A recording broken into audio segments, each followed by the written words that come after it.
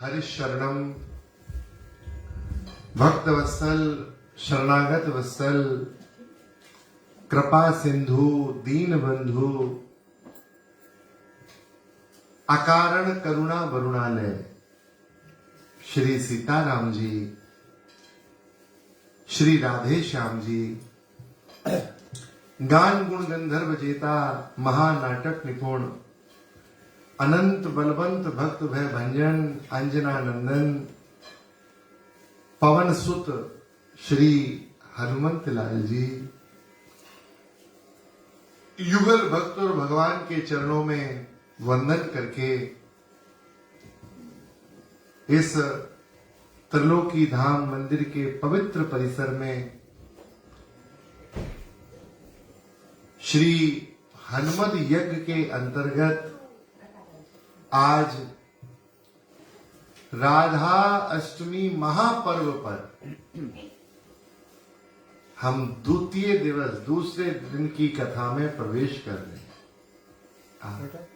भैया, हम पे भगवान की बहुत कृपा है। देखो, इस हॉलैंड की भूमि पर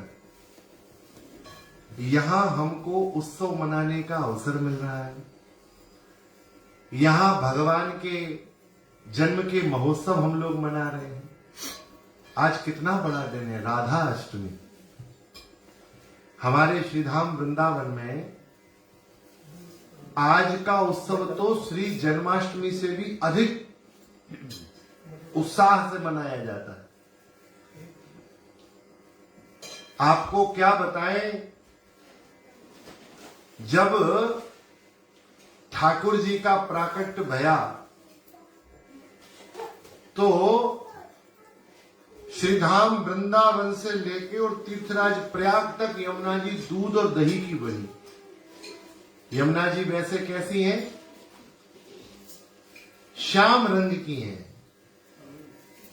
यमुना जी का जो जल है वो श्याम रंग का है, काला है। क्यों है काला? क्योंकि जो श्याम सुंदर है वो सदा यमुना जी के अंग संग रहते हैं। तो यमुना जी में जो श्यामता आई है वो अपने श्याम सुंदर के अंग संग के कारण आई है। निरंतर श्याम सुंदर यमुना जी के संग रहते हैं। तो यमुना जी वैसे श्यामल हैं, लेकिन जब भगवान का उत्सव हुआ, जन्माष्टमी का महोत्सव ब्रजवासियों ने मनाया, तो इतना दूध दही बहाया कि वृंदावन से लेके और तीर्थराज प्रयाग तक यमुना जी श्वेत धवल दूध की बही। 500 किलोमीटर है तीर्थराज प्रयाग, उतने किलोमीटर तक दूध दही की बही। लेकिन जब राधा जी का जन्मोत्सव हुआ और ब्रजवासियों को खबर लगी कि वृषभान गोप के द्वार बधाई बाज रही, तब तो महाराज सबको इतना उत्साह हुआ, इतना दूध दही लुटाया, इतना दूध दही लुटाया कि श्रीधाम वृंदावन से लेके प्रयाग और प्रयाग से लेके गंगा सागर तक, जहां तक यमुना जी पहले गंगा जी जहां तक मिली वहां तक, और वहां से गंगा जी गंगा सागर कलकत्ता तक, सारी गंगा जी श्वेत धवल तो थी ही, लेकिन आज दूध धार से युक्त होकर बही। इतना दूध दही का है। तो राधा अष्टमी तो हमारे यहां महत् पर्व है। आज हमारा मन है कि श्री राधा अष्टमी का उत्सव है, थोड़ी सी चर्चा राधा जी की हो जाए। राधा कौन है? क्योंकि श्री राधा के विषय में भी बड़ा विचित्र चिंतन है। किसी को लगता है राधा श्री कृष्ण की प्रेयसी है, प्रेमिका है। देखो, श्री कृष्ण का अवतार किस लिए होता है? कंस को मारने के लिए? ना जी, कंस को मारने के लिए भगवान का अवतार नहीं हुआ। तो फिर क्या माखन पाने के लिए हुआ है? माखन की कमी है? भगवान क्षीर समुद्र में रहते हैं, दूध के समुद्र में ही ठाकुर जी रहते हैं, तो उन्हें माखन मिश्री की कमी है? ना माखन खाने हुआ है। फिर किस लिए हुआ है?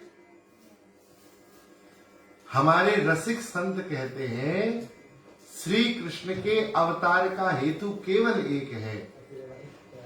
श्री कृष्ण अवतार लेते हैं राधा जी की पूजा करने के लिए, राधा जी की उपासना करने के लिए। श्री राधा आराधना हेतु श्री कृष्ण का अवतार होता है।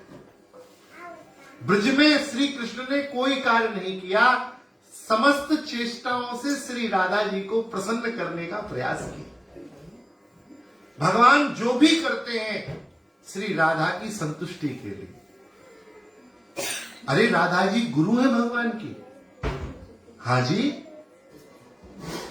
स्वामी जी जब नृत्य करती थी वन में अपनी सखियों के साथ, तो श्याम सुंदर गौचारण करने जाते और वहीं वृक्षों की झुरमुट से, पत्तों के पीछे से स्वामी जी के नृत्य को देखते। एक दिन ललिता ने देख लिया। ललिता जी ने कहा, स्वामी जी देखो श्याम सुंदर छुप के आपका नृत्य देख रहे हैं। तब तो सब सखियों ने पकड़ लिया ठाकुर जी को। कहा देखते ही हो कि करके भी दिखाओगे? क्या देखा? ठाकुर जी बोले हमको नाचना नहीं आता, हमको नचाना आता है। सारे संसार को नचा रहे। ठाकुर जी बोले हम नचाना बहुत अच्छा जानते, नाचना नहीं जानते। तो स्वामी जी ने कहा अब आज से रोज इसी समय इस वन में आ जाया करो, हम आपको नाचना सिखा देंगे। और श्री स्वामी जी ने ठाकुर जी को चेला बना लिया, शिष्य बना लिया। और रोज मधुबन में ठाकुर जी गोचारण के बहाने जाएं और गैया अपना भ्रमण करें और ठाकुर जी चले जाएं स्वामी जी के पास। और स्वामी जी ठाकुर जी को नृत्य की कला सिखाएं, सब एक एक ताल पे ताल देना सिखाएं। दा धा धिन धा किट दा धिन धा किट कट गदी के धा। एक एक ताल के बोल पे कैसे पैर कहाँ रखना है, कहाँ एड़ी से मारना है, कैसे घुंघरुओं की झुरमुराहट, घुंघरुओं की झनकार होगी, झंकृत कैसे ध्वनि होगी, वो सब एक एक बात भगवती राधा रानी श्री कृष्ण को सुना समझाती।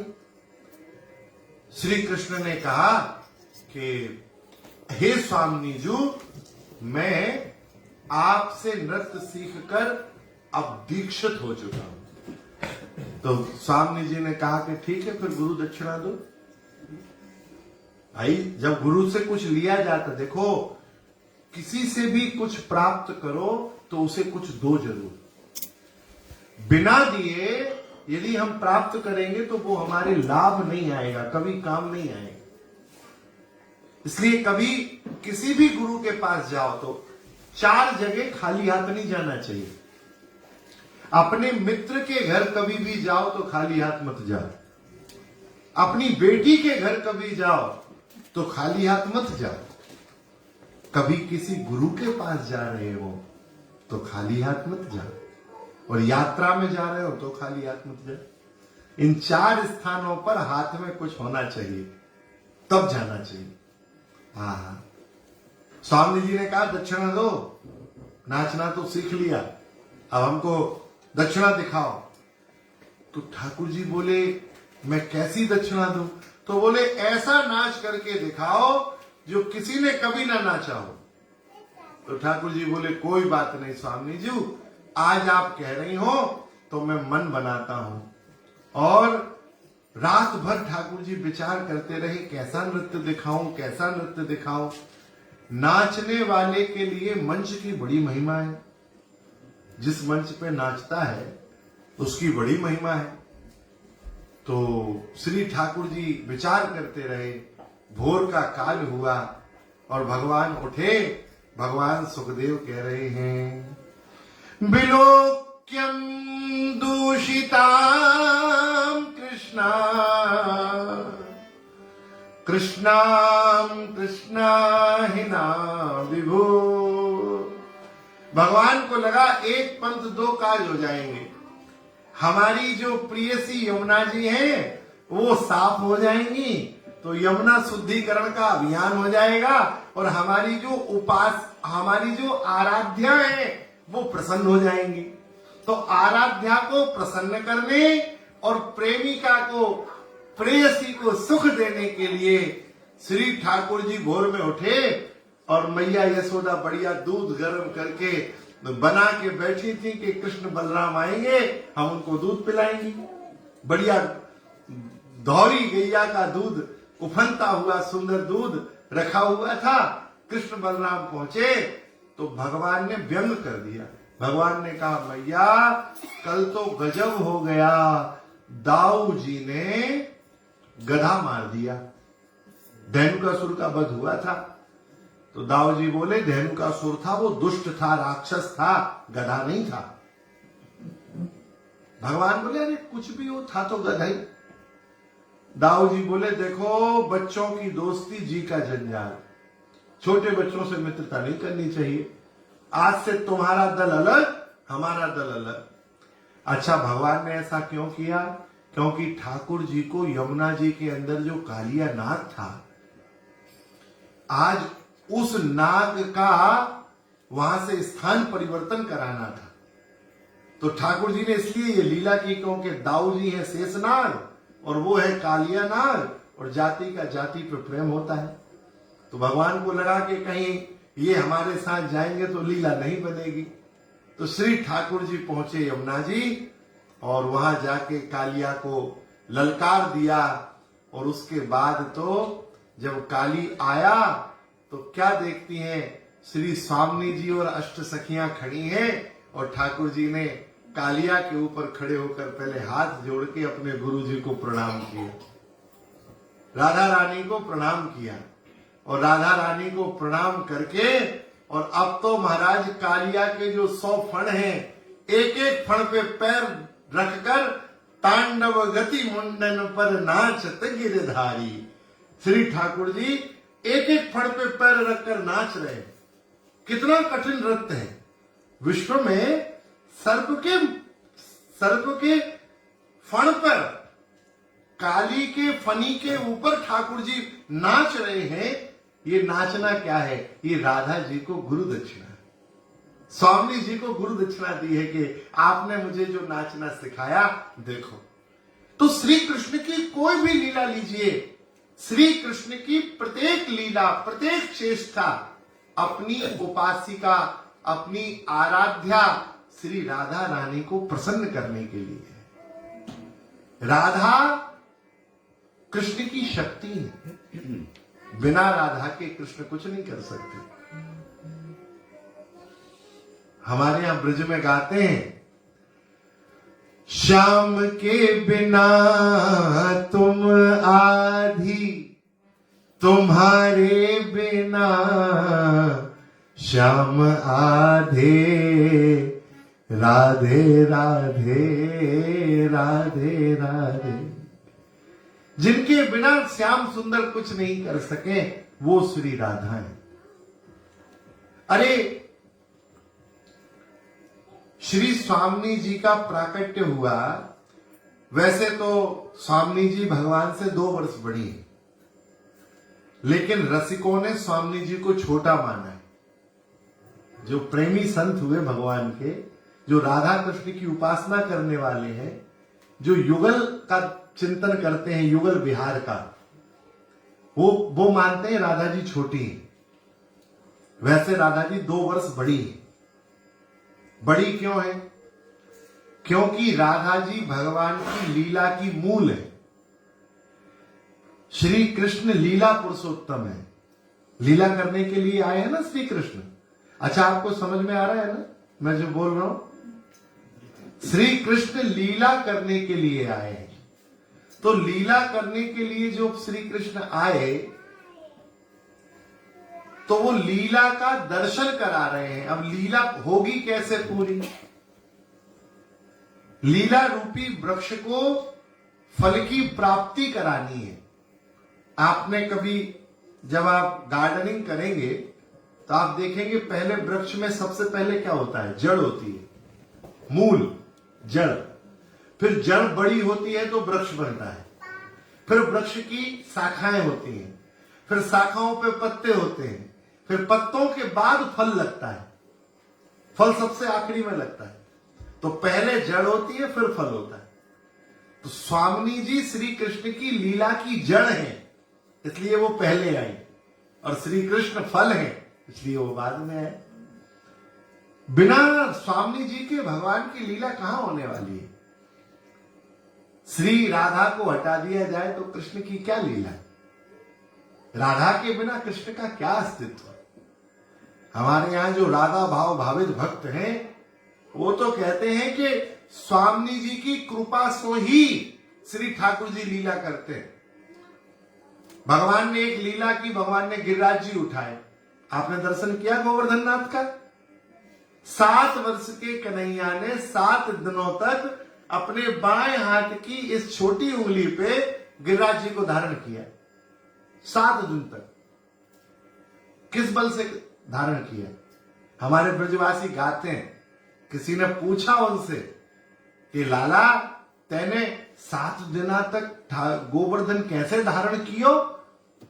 तो श्री ठाकुर जी बोले, कछु माखन को बल बड़ो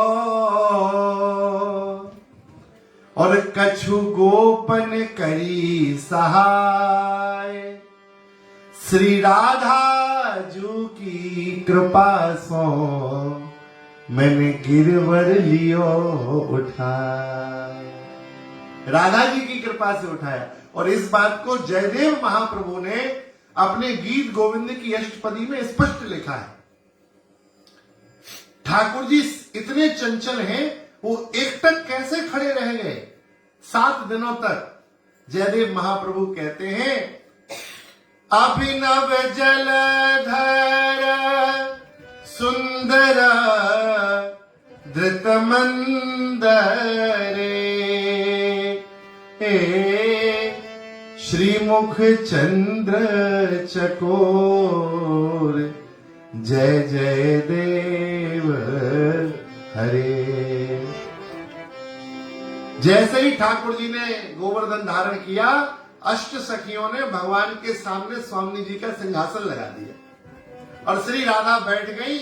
और राधा जी का मुख चंद्रमा है, ठाकुर जी के नयन चकोर हैं, और जैसे चकोर टकटकी लगाकर अपलक नेत्रों से चंद्र का दर्शन करता है, पूर्ण चंद्र का, ऐसे ही श्री ठाकुर जी एक टक राधा जी को देखते रहे 7 दिनों में, पता ही नहीं लगा। तो भगवान का जो लीला है वो राधा जी की सेवा के लिए।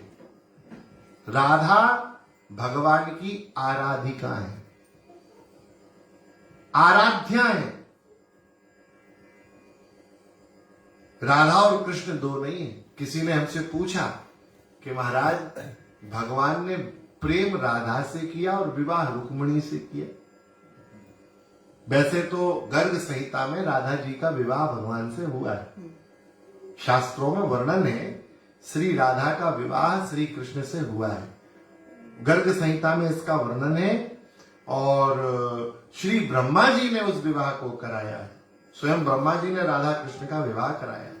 तो ये युगल दंपति हैं, आदि दंपति हैं, अनादि दंपति हैं। इसलिए ऐसा मत विचार करना कि श्री कृष्ण का राधा से विवाह नहीं हुआ। शास्त्रों में प्रमाण है विवाह हुआ है। लेकिन जो गृहस्थ लीला भगवान ने की वो द्वारिका में रुक्मिणी जी के साथ की, स्वामी जी के साथ नहीं की। तो किसी ने कहा कि राधा जी से विवाह नहीं किया, रुक्मिणी से किया, क्यों? तो हमने कहा भैया विवाह करने के लिए 2 लोगों की आवश्यकता है, रुक्मिणी और कृष्ण।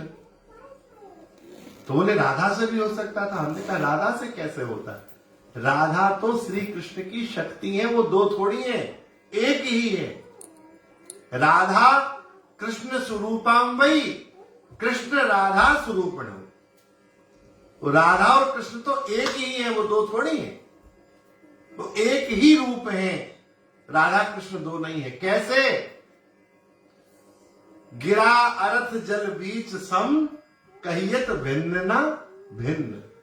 जैसे समुद्र की लहर और समुद्र, ये दो है क्या? एक ही है।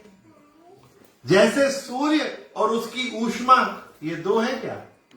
एक ही है। जैसे चंद्रमा और उसकी शीतलता, ये दो है क्या? एक ही है। जैसे आप और आपकी शक्ति, दो है क्या? एक ही है। हम लोग कहते हैं आज हम बहुत थक गए, आज हमारा सामर्थ्य नहीं, आज शक्ति नहीं है, काम नहीं कर पाएंगे।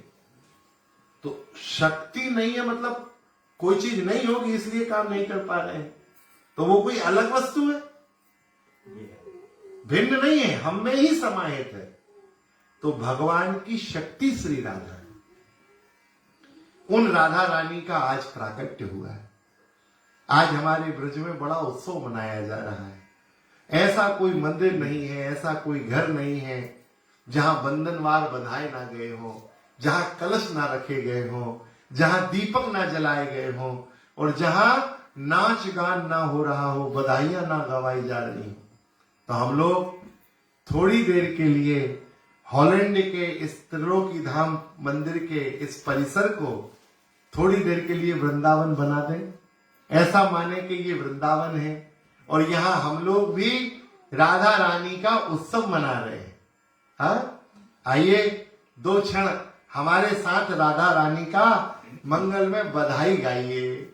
हमारे साथ कहिए, बोलो राधा रानी की।